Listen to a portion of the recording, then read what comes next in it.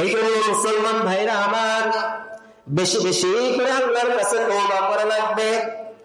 তওবা যত বেশি আপনি করবেন তত আপনার গুনাহ মাফ হবে।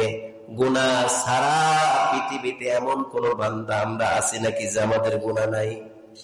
কথা বলেন, এমন কোন বান্দা আছে নাকি? পৃথিবীতে হযরত আদম আলাইহিস সালাম হইতে শুরু করে আমার নবীজি মুহাম্মদুর রাসূলুল্লাহ সাল্লাল্লাহু আলাইহি সাল্লাম পর্যন্ত, আমার নবী থেকে শুরু করে এখন পর্যন্ত যত সাহাবায়ে কিরাম, যত আউলিয়ারা, ফুরফুরার পীর সাহেব মুজাদ্দিদুল জামান আবু বকর সিদ্দিক রাহমাতুল্লাহ আলাইহি চোখের পানি ছেড়ে ছেড়ে কাঁদতেন। হযরত খাজা মুঈনুদ্দিন চিশতি রাহমাতুল্লাহ আলাইহি চোখের পানি ছেড়ে ছেড়ে কাঁদতেন। হযরত বাইজিদ বুস্তামি রাহমাতুল্লাহ আলাইহি চোখের পানি ছেড়ে ছেড়ে কাঁদতেন। হযরত শাহজালাল আলাবী রাহমাতুল্লাহ আলাইহি চোখের পানি ছেড়ে ছেড়ে কাঁদতেন। হযরত শাহবান রাহমাতুল্লাহ আলাইহি চোখের পানি ছেড়ে ছেড়ে কাঁদতেন। হযরত শাহ সুলতান রাহমাতুল্লাহ আলাইহি চোখের পানি ছেড়ে ছেড়ে কাঁদতেন। পৃথিবীতে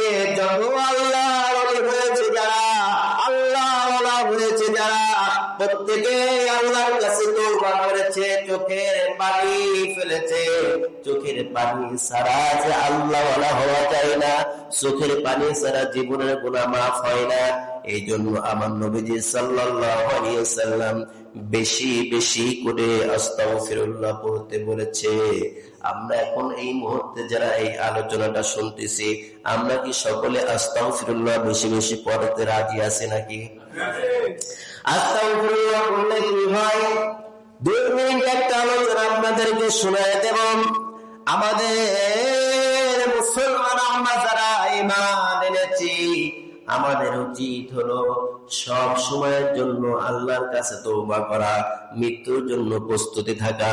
যে কোনো মুহূর্তের মধ্যে আমি আপনি কবরে চলে যাইতে পারি। আমি আপনি যে কোনো মুহূর্তের মধ্যে দুনিয়ার জীবনে হায়াতের জিন্দেগিতে আমি আপনি মুসিবতের মধ্যে পড়ে যেতে পারি। আজকে আমার পাওয়া আছে, আগামীকালকে দুইটা পাও না থাকতে পারে। আজকে আমার 2টা হাত আছে, আগামীকালকে আমার এই হাতটা না থাকতে পারে। আজকে 2টা চক্ষু আমার আছে, আগামীকালকে চক্ষুটা না থাকতে পারে। আজকে আমি জীবিত আছি, আগামীকালকে আমি জীবিত থাকতে নাও পারি। এই জন্য বন্ধুরে, সব সময়ের জন্য আমার আপনার প্রস্তুতি থাকা লাগবে।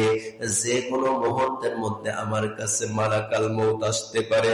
যে কোনো মুহূর্তের মধ্যে আমাদের কাছে আজরাইল আলাইহিস সালাম আসতে পারে।